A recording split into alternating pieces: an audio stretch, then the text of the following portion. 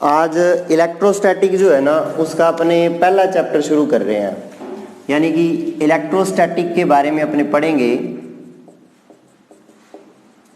Electrostatic यानी कि स्थिर वैद्युतिकी,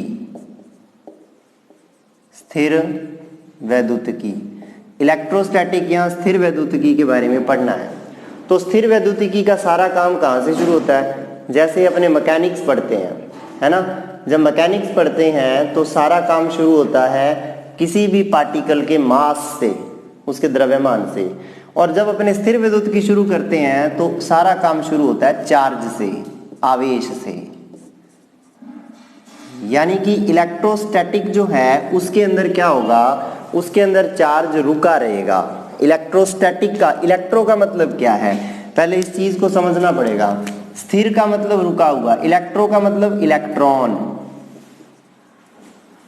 और स्टैटिक का मतलब स्थिर, स्टैटिक्स यानी कि स्थिर, यानी कि स्थिर रुका हुआ। एक रुके हुए चार्ज की चर्चा करेंगे इस पूरे चैप्टर में।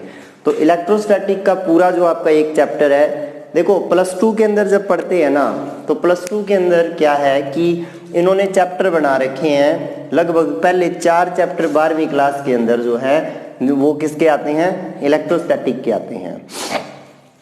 पहला इलेक्ट्रिक फील्ड आता है, दूसरा क्या आता है, इलेक्ट्रिक पोटेंशियल आता है, गॉसेस लॉ आता है, और उसके बाद आता है अपने पास इलेक्ट्रिक पोटेंशियल के बाद ये आ जाता है कैपेसिटर वाला चैप्टर, इलेक्ट्रिक कैपेसिटेंस, धारिता। 4 चैप्टर पहले जो हैं वो इलेक्ट्रोस्टैटिक के ही थे, जो आप प्लस 2 में पढ़ के आए हो। अब ग्रेजुएशन के अंदर क्या किया इन्होंने, वो चारों चैप्टर एक ही चैप्टर में डाल दिए।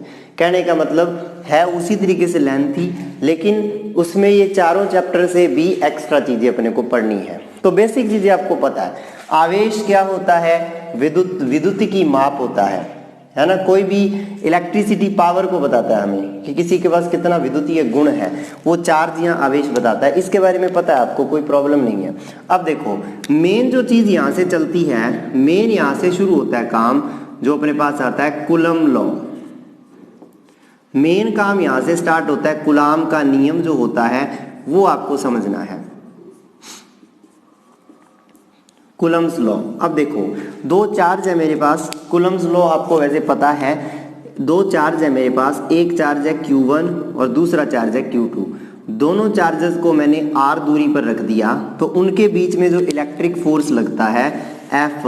अब अगर तो ये सेम चार्जेस है, प्लस प्लस है, तो उनमें तो लगेगा रिपल्शन, प्रतिकर्षण। माइनस माइनस है तो भी रिपल्शन। ये दूसरे वाला पहले पे जो फोर्स लगाएगा वो F12 होगा, पहले वाला दूसरे पे जो फोर्स लगाएगा F21 होगा। ओके, और परिमाण में ये बिल्कुल बराबर होंगे, दिशा में विपरीत है, यानी कि डायरेक्शन अपोजिट है, F12 F21। यानी कि अगर देखा जाए F12 और F21 का सम 0 आ रहा है, ये न्यूटन का थर्ड लॉ ही तो कहता है। क्योंकि सिस्टम क्या है, पूरा निकाय क्या है, साम्यावस्था में है, पूरा सिस्टम इक्विलिब्रियम में है, इसलिए नेट फोर्स 0 है सिस्टम के ऊपर, है ना। और इस ये जिस पे फोर्स लगता है वो उसको पहले लिखते हैं। 1 नंबर पे लग रहा है 1, 2 नंबर लगा रहा है 2, 2 नंबर पे लग रहा है 2, 1 नंबर लगा रहा है 1, तो F12 F21 कितनी वैल्यू होती है, वो कहते हैं ये जो फोर्स होता है। अब देखो F12 और F21 का परिमाण जो लोगे, मोड जो लोगे, वो तो बराबर ही होगा, उसको आप F लिख देते हो। कोई दिक्कत, दोनों तरफ मोड ले लो, माइनस का मोड प्लस ही हो जाता है, F लिख देते हैं। ये F जो होता है, ये F प्रोपोर्शनल होता है Q1 Q2 के मल्टीप्लाई के, और F जो होता है इनवर्सली प्रोपोर्शनल होता है R² के, पता ही आपको ये, ठीक है। जब दोनों को कंबाइन कर देते हैं F आ जाता है Q1 Q2 अपॉन R²। अब देखिए यहाँ पर जब इसको इकट्ठा करोगे आ जाएगा K Q1 Q2 upon R²। यहाँ पर जो K है, वेयर K क्या होता है, K होता है इलेक्ट्रोस्टैटिक कॉफिशिएंट, यानी कि विद्युतीय स्थिरांक। और विद्युतीय स्थिरांक होता है, इलेक्ट्रोस्टैटिक कॉफिशिएंट होता है, इसकी वैल्यू होती है 9 गुणा 10 की पावर 9 न्यूटन मीटर स्क्वायर पर कूलाम स्क्वायर। समझ रहे हो, ये इसकी वैल्यू होती है K की 9 इंटू 10⁹ न्यूटन मीटर स्क्वायर पर कूलाम स्क्वायर। अब देखिए अगर ये वैल्यू है, और K को और कहते हैं 1/4 पाई एप्सिलॉन नॉट, ठीक है। अब यहाँ पे एप्सिलॉन नॉट क्या है, एप्सिलॉन नॉट होती है निर्वात की विद्युतशीलता, निर्वात की विद्युतशीलता यानी कि परमिटिविटी ऑफ फ्री स्पेस, ये निर्वात की विद्युतशीलता होती है, परमिटिविटी ऑफ फ्री स्पेस, इसकी वैल्यू होती है 8.8541, याद रखना है, गुणा 10 की पावर माइनस का 12। देखो ये न्यूटन मीटर स्क्वायर पर कूलाम स्क्वायर था ना, अब देखो ये नीचे है ये ऊपर है, तो ये क्या हो जाएगा कूलाम स्क्वायर पर न्यूटन मीटर स्क्वायर, उल्टे है ना। अब यहाँ पे 4 पाई तो कांस्टेंट है, इसका तो कोई हम नहीं यूज करेंगे, 4 और पाई दोनों कांस्टेंट है, तो ये इसका उल्टी होगी यूनिट, ये आ गया। और ये कैसे बनी थी न्यूटन मीटर स्क्वायर पर कूलाम स्क्वायर, यहाँ से बनी है, देखो के की वैल्यू निकाल लो, क्या आएगा F R square upon Q1 Q2 आएगा। एफ की क्या होगी न्यूटन, आर स्क्वायर की होगी मीटर स्क्वायर, नीचे होगी कूलाम गुणा कूलाम, आ गया न्यूटन मीटर स्क्वायर पर कूलाम स्क्वायर, ये आ जाता है, ये आपके पास हो जाता है एप्सिलॉन 0।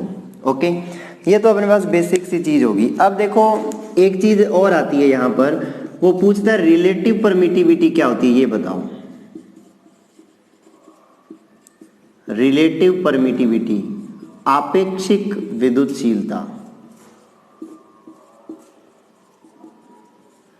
आपेक्षिक विद्युतशीलता, तो आपेक्षिक विद्युतशीलता या रिलेटिव परमिटिविटी का मतलब होता है एप्सिलॉन आर, ये होती है एप्सिलॉन अपॉन एप्सिलॉन 0, पता है ना, एप्सिलॉन अपॉन एप्सिलॉन 0 होती है, जहां पे एप्सिलॉन हो जाता है एप्सिलॉन 0 एप्सिलॉन आर।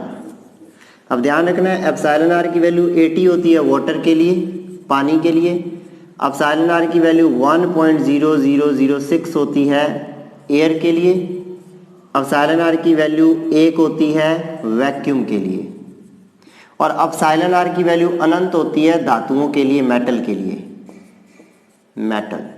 मेटल के लिए इसकी वैल्यू क्या होती है अनंत होती है, ये मेन चीज इसके अंदर आ जाती है। ये आपके पास क्या होगी फोर्स के बारे में डिस्कशन होगी।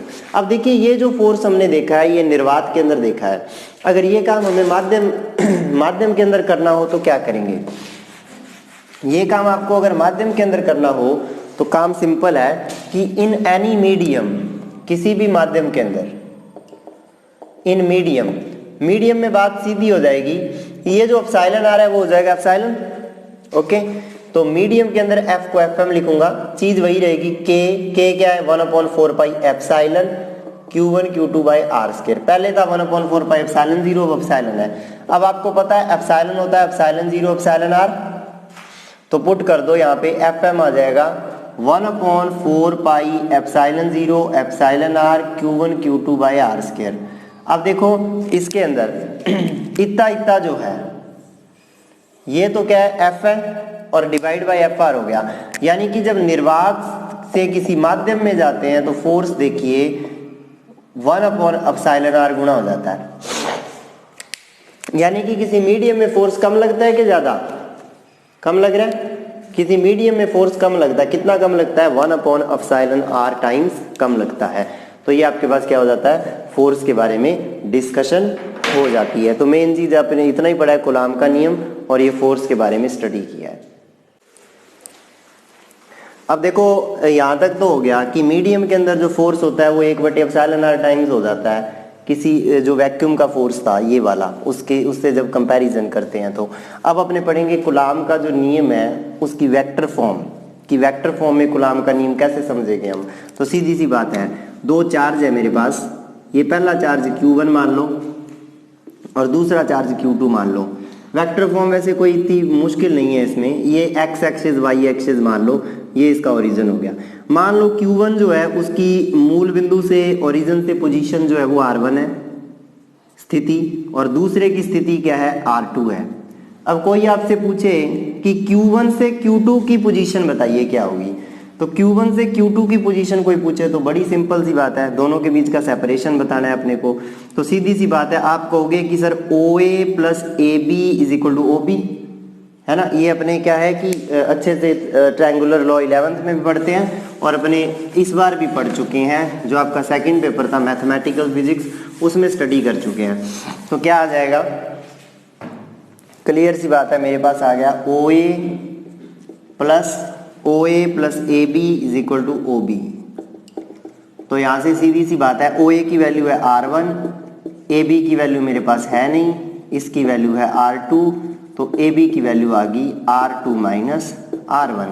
और फोर्स जो होता है वो क्या होता है, हैंस फोर्स यही तो होता है 1/4πε0 यानी कि K Q1 Q2 upon are square. R की जगह क्या है ए बी का स्क्वायर, सही है, ए बी का स्क्वायर, ये ए बी डिस्टेंस है इसका स्क्वायर है। अगर इस तरफ के वेक्टर को आर वेक्टर कह दिया जाए तो इस वेक्टर को हम कहेंगे आर वेक्टर।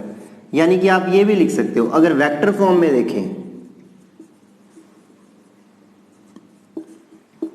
तो एफ के ऊपर लगाएंगे vector, F vector is equal to 1/4πε0 Q1 Q2 upon are square into R का कैप, यही आएगा। और आर की वैल्यू आपको पता है, और ये भी पता है आपको आर कैप होता है आर वेक्टर अपॉन आर, यही होता है। यानी कि आर कैप को जब r vector upon r put करोगे तो फोर्स आ जाएगा 1/4πε0 Q1 Q2 अपॉन आर की पावर 3 हो जाएगा, आर वेक्टर रह जाएगा। ओके, क्योंकि r vector upon r put करोगे और आर वेक्टर की वैल्यू यहां से रख दो, यहां से जो सॉल्व करके निकालिए इक्वेशन 1 से, फ्रॉम 1 जब इक्वेशन 1 से पुट करोगे फोर्स आ जाएगा 1/4πε0। आर वेक्टर पता है तो आर वेक्टर का मोड भी पता है मुझे, मोड R2 माइनस R1, ये भी मेरे पास है, तो मोड R2 माइनस R1, तो Q1 Q2 by mod R2 minus R1 vector की cube into R2 minus R1 vector.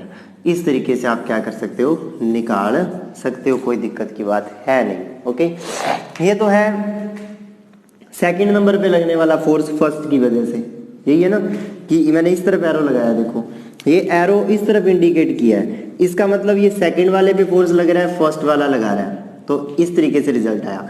अगर कोई आपको कहे सिमिलरली, अगर मैं देखो ग्रीन कलर से बना रहा हूं एरो, अगर कोई आपको कहे इस तरीके से कि भाई ये इस पे कितना फोर्स लगाएगा 2 वाला